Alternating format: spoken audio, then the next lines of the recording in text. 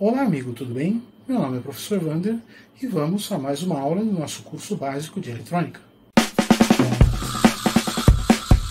Olá, caro amigo, tudo bem? Aqui é o professor Wander e vamos a mais uma aula do nosso curso de eletrônica.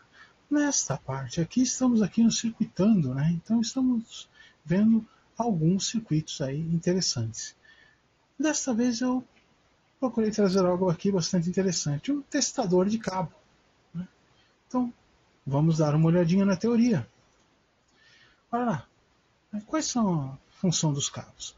A função dos cabos, basicamente, é unir duas interfaces, unir dois equipamentos. Né? Então, tenho lá, por exemplo, cabos usados em Ethernet, com conectores RJ45, unindo aí, roteadores, switches e outros elementos. Né?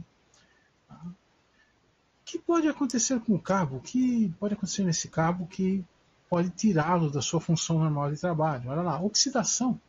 Né? Então, posso ter conector ou cabo oxidado. Posso ter uma ruptura. Né? Posso ter um cabo rompido, um dos fios rompidos dentro, um ou mais. Tá? Posso ter erros de montagem. Né? Então, meu cabo era para ter uma certa sequência de conexão, só que essa sequência é alterada na montagem, tá? Eventualmente por falha de montagem ou pela qualidade do cabo que se usa. E outra coisa que pode acontecer é um curto-circuito, né?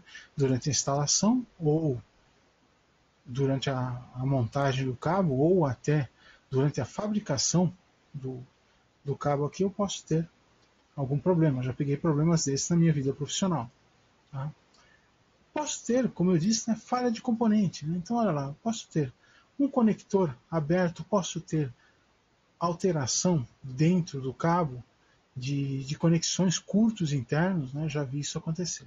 E uma outra coisa que acontece interessante também, às vezes eu tenho um mar de cabos, eu tenho uma série de cabos.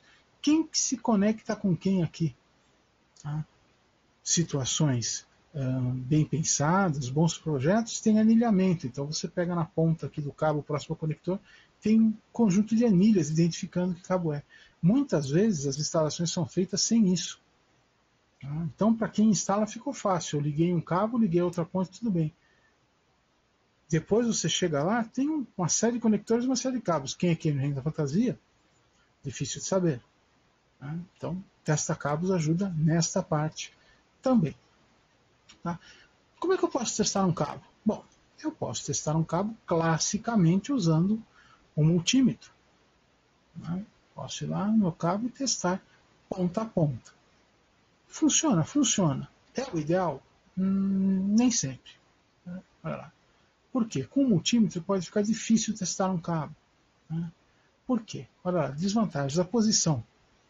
Tá? Então você vai ter que segurar o conector e usar o multímetro. Aqui você tem uma, duas, três, quatro empunhaduras. Duas no cabo e duas no multímetro. Então aí você tem que começar a apoiar em bancada, pôr peso em cima. Né? Fica complicado. Conexão. Nem todo o cabo tem uma conexão de fácil acesso, especialmente para a ponteira do multímetro. Né? Acesso ao conector. Muitas vezes o conector está numa posição onde fica difícil você acessá-lo para fazer um teste usando a ponteira do multímetro. Tá? Acesso ao contato. Né? Como eu disse, às vezes você tem lá um multímetro com um tipo de ponteira e tem um conector na ponta do cabo que tem algumas entradas, algumas tomadas fêmea. Né? Tá? Então você tem que inserir um lead ali, tem que começar a enrolar fio na ponteira do multímetro para fazer o teste. É possível? Mas fica mais complicado. E lentidão.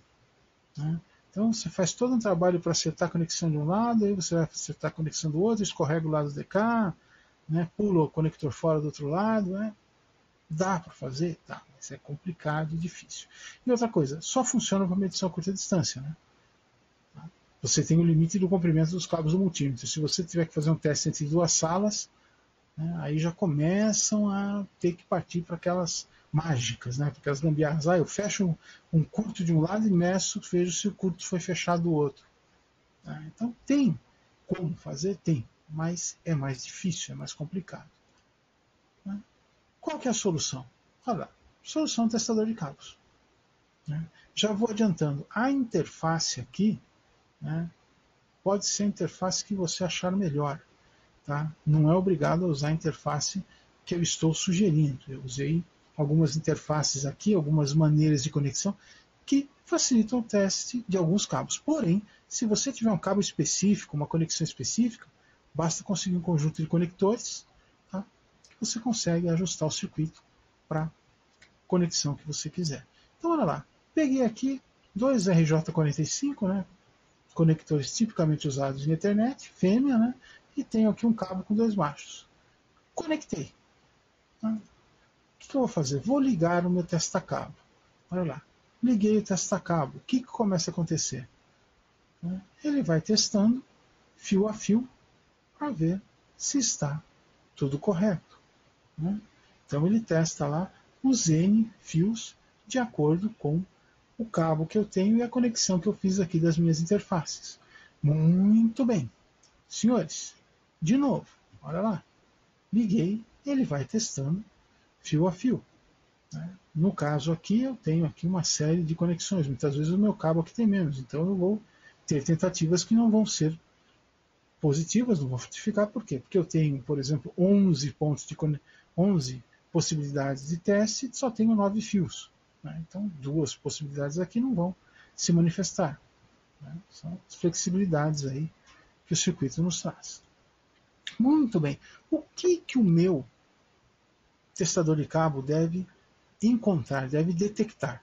Curtos, circuitos abertos, conexão trocada e, se possível, ser feito em duas unidades independentes. Para quê? Para que eu possa testar cabos à distância. Então, por exemplo, eu coloco a unidade mestre de um lado, ligo, vou lá na outra sala, ligo a remota, né, e aciono e vejo o comportamento de teste de um lado e de outro, para ter uma ideia de como está o meu cabo. Olha aqui, está aqui o circuito. Então, eu fiz um circuito simples, com um oscilador, com 555 e um 4017, uma década contadora.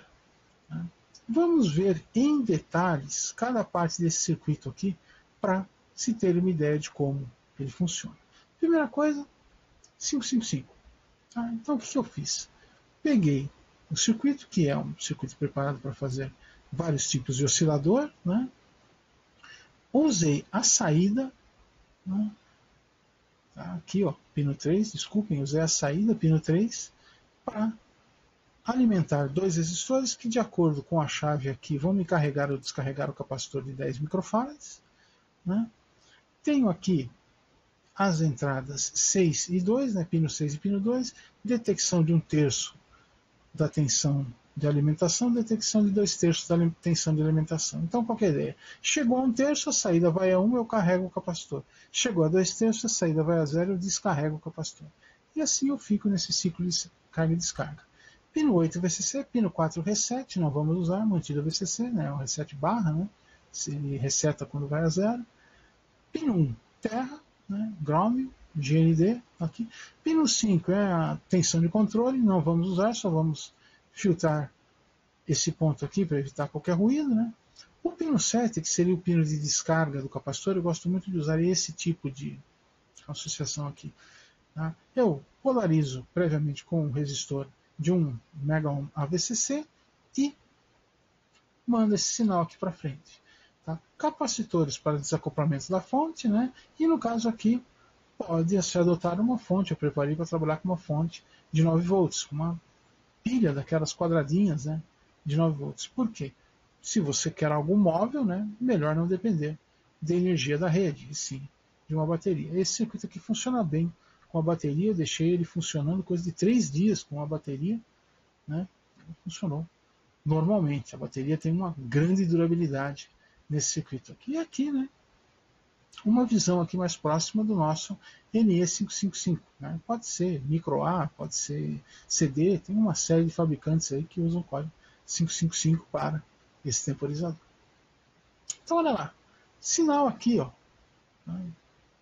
no pino 6 e pino 2, os detetores. Né? Então eu tenho a carga e a descarga do capacitor. Né?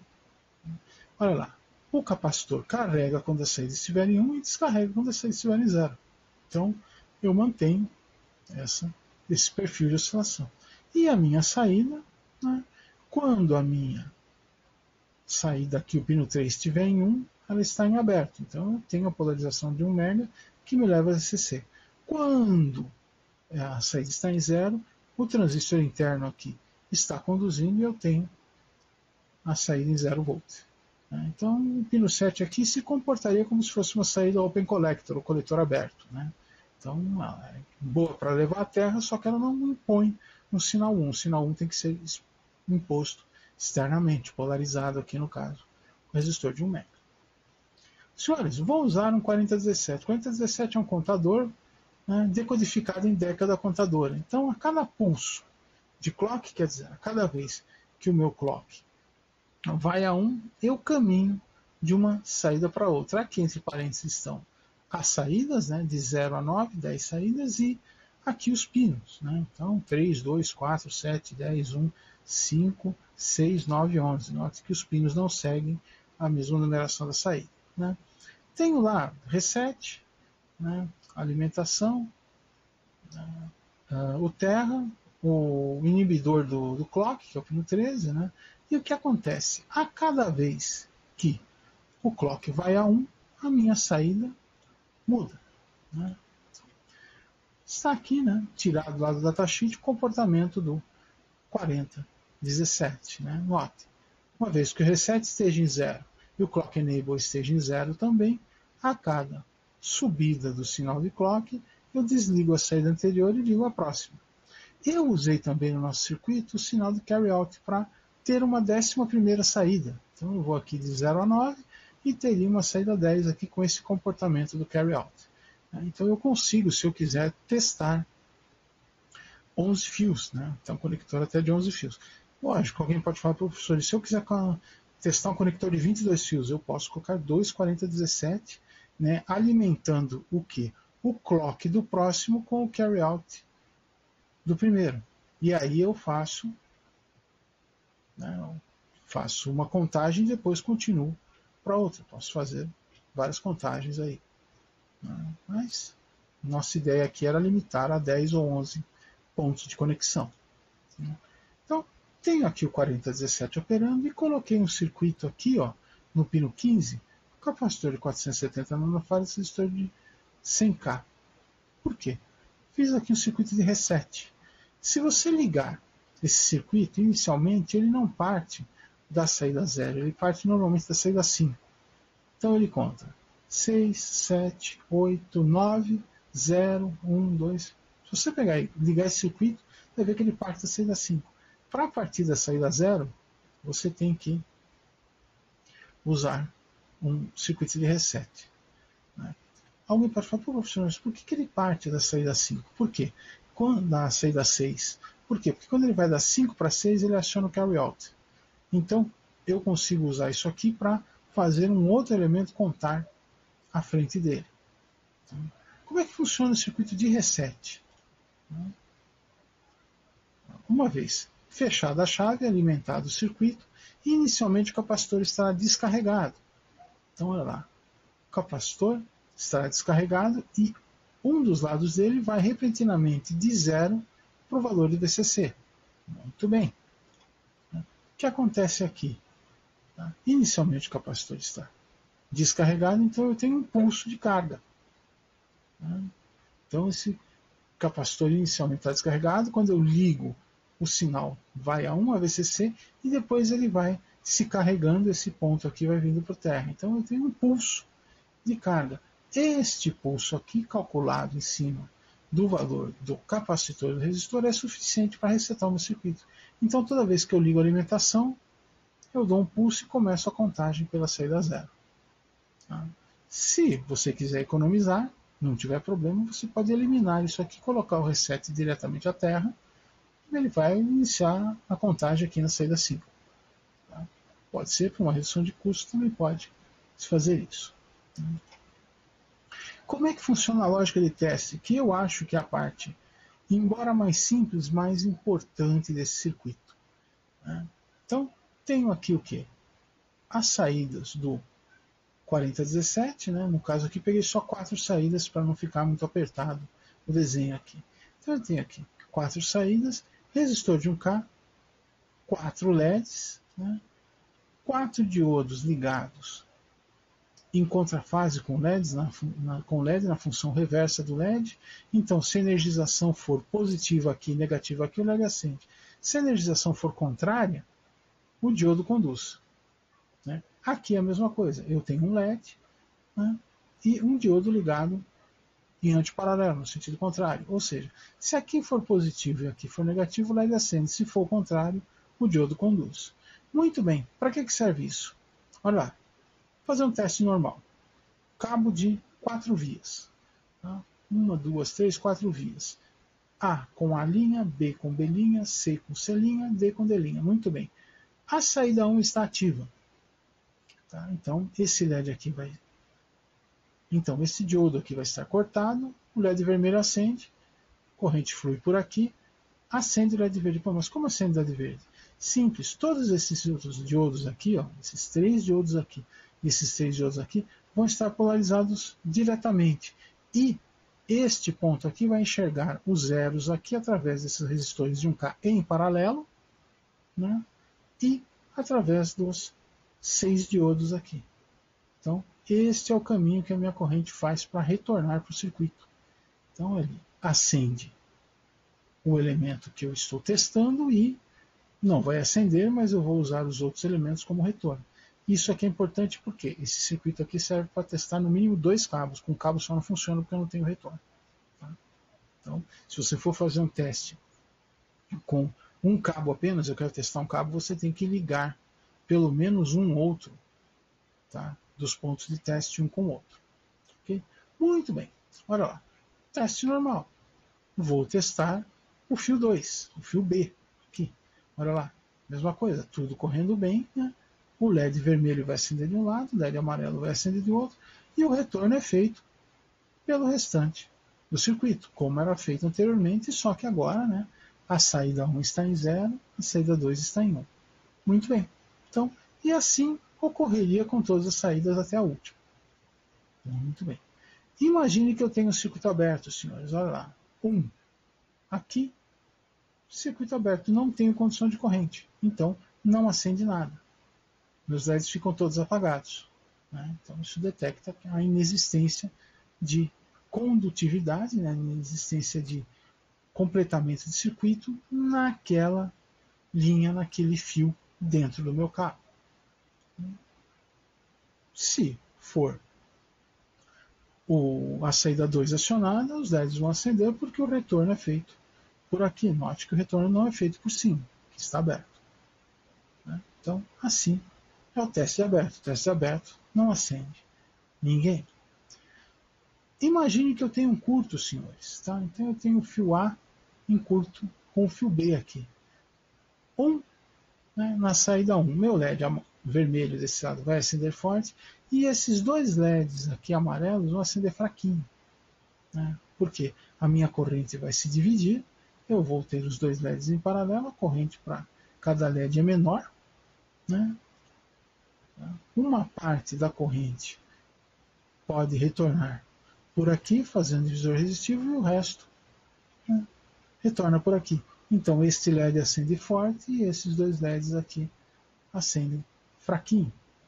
A mesma coisa acontece aqui no acionamento, no caso do fio 2. Né? O LED 2 vai acender forte e o LED, no caso aqui, A e B, né? Ou 1 e 2, amarelos vão acender fraquinhos. Né? Eu tenho um retorno de corrente por aqui, fazendo divisor resistivo, e um retorno de corrente dos LEDs pelo restante do circuito. Fio trocado. Fio trocado acontece uma coisa bastante simples. Né? Liguei aqui a saída 1. O fio A está conectado no B, linha, e o B está ligado no A linha. Então eu vou acender um LED de um lado, só que eu vou acender o LED outro do outro lado. Não vai ser o A, vai ser o B, ou o C, ou o D, depende de como estiver feito a inversão aqui. Né? E o retorno da corrente é feito desta maneira aqui. A mesma coisa, fui para o terminal 2, né? Fui para a ligação 2 aqui. B está com a linha, então eu vou ter o LED B acendendo forte, o LED A linha acendendo forte, o restante apagado. E o meu retorno é feito dessa maneira. Né? Então assim eu consigo detectar que tem fio trocado e quem com quem está trocado. Eu fiz alguns testes, senhores, e esse circuito aqui faz o quê? Qualquer resistência de 0 até 50 km, embora que isso aí pode variar muito de acordo com os LEDs que são adotados. Tá? Se você adotar LED de alto brilho, você chega aqui a 50 km. LEDs que não tenham tanta intensidade, que não sejam de alto brilho, essa resistência aqui pode ser menor, 10, 12 km. Tá? Então, se o fio tiver alguma resistência muito elevada, os LEDs acendem fracos, né, o que pode indicar uma oxidação, por exemplo, um problema de mau contato em algum ponto. Né? Se os LEDs acenderem fracos dos dois lados, é que eu tenho uma resistência elevada entre os pontos de teste. Tá? Senhores, tá? Então está aqui, né, o circuito completo, né, ampliei ele um pouquinho aqui, né, o gerador de clock em duas cadências, né, mais rápido e mais lento. Tá? Eu usei uma chave com 3 posições, então eu posso ligar aqui no meio e paralisar o contador numa certa posição. Às vezes eu estou testando, não estou conseguindo ver o que está acontecendo, eu paro numa certa posição para conferir os detalhes. Né? Tá? Então, o 4017 o contador, circuito de reset, alimentação e a minha interface de saída. Senhores, opa, eu estou aqui em cima, deixa eu baixar aqui. Esta lista de componentes não é muito grande, mas esta lista de componentes está na descrição do vídeo, os senhores podem observar lá com calma, assim como links para outras aulas que talvez sejam interessantes. Okay? Senhores, próximo, circuitando, né? Vou fazer aí um conversor chaveado, vou trazer para os senhores um conversor chaveado. A proposta é com entrada de 9 a 18 volts, com saída em 5 volts. Vamos ver se eu consigo preparar isso aqui para os senhores. Tá? Então, de qualquer maneira, a próxima aula eu devo fazer um conversor chaveado e compará-lo com um conversor linear, para apresentar aí as vantagens e desvantagens do conversor chaveado. Senhores, vamos lá para o Microlab, dar uma olhada como é que o nosso testador de cabo funciona, que é o professor Wander se despedindo. Tchau, tchau. Mas já já estou no Microlab, ok?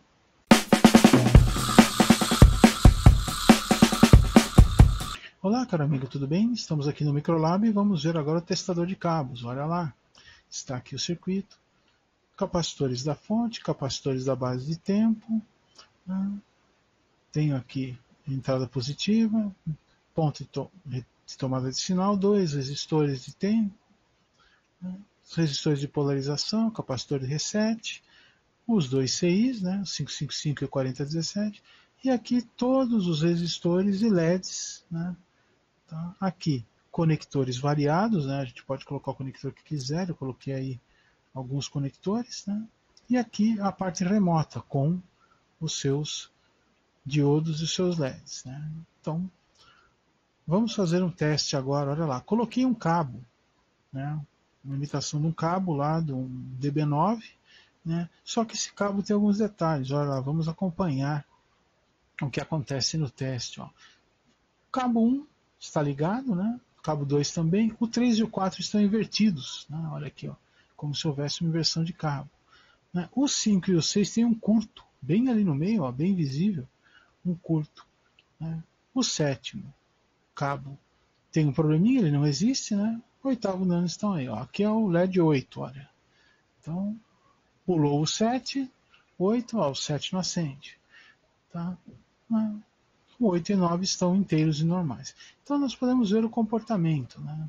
Olha lá, ó. 1, 2, inversão do 4 com o 3, 5 e 6 em curto, note que o remoto acende os dois iguais, o 7 não acende, 8 e 9. Aqui, senhores, eu coloquei um cabo, né, numa tomada tipo usado em internet, né, uma RJ45 aí, né, categoria 6, e olha lá, todos os terminais estão íntegros, estão funcionando bem. Imagine que eu vou fazer um teste com esse cabo aqui, note que este cabo é fêmea, não é macho. O que eu tenho que fazer? Montei um adaptador. Né, olha aqui, ó, adaptador, 2 conectores machos, um ligado no outro, né, tá, pino a pino. Então isso me permite fazer um teste de um cabo cujo lado é macho e outro lado é fêmea, ó, fazendo essa conexão. Porém, olha lá, ó, invertem-se os cabos, né? Então se você pegar lá o pino 1 de um lado, vai virar o 5 do outro, e assim eles se invertem, né? Então isso aí tem que se tomar cuidado na hora de fazer essas adaptações, né? Então vocês podem notar que enquanto os vermelhos vão lá na sequência, 1, 2, 3, 4, 5, 6, os LEDs amarelos seguem numa sequência diferente, né? Então aqui está um funcionamento, né, normal, e olha aqui, ó, a base de tempo. Eu posso colocar uma base de tempo mais longa, né? Olha aí, ó, que às vezes, dependendo do sistema de cabo, é interessante ter uma base de tempo mais longa com uma exposição maior, tá, do tempo ao teste, né? Olha lá, o 2, o 3 e o 4 invertidos, né? O 5 e o 6 acendem os dois LEDs amarelos, porque é um curto, o 7º não acende, né? O 8º e 9º. Se eu deixar a chave no meio, eu paraliso a contagem, né? Não vou fazer isso agora, eu vou simplesmente passar a contagem para o mais rápido, né? Então, senhores, basicamente vimos aí o nosso testa-cabos em ação, lembrando, né, as interfaces podem ser montadas de acordo com a necessidade do cabo que você pode testar.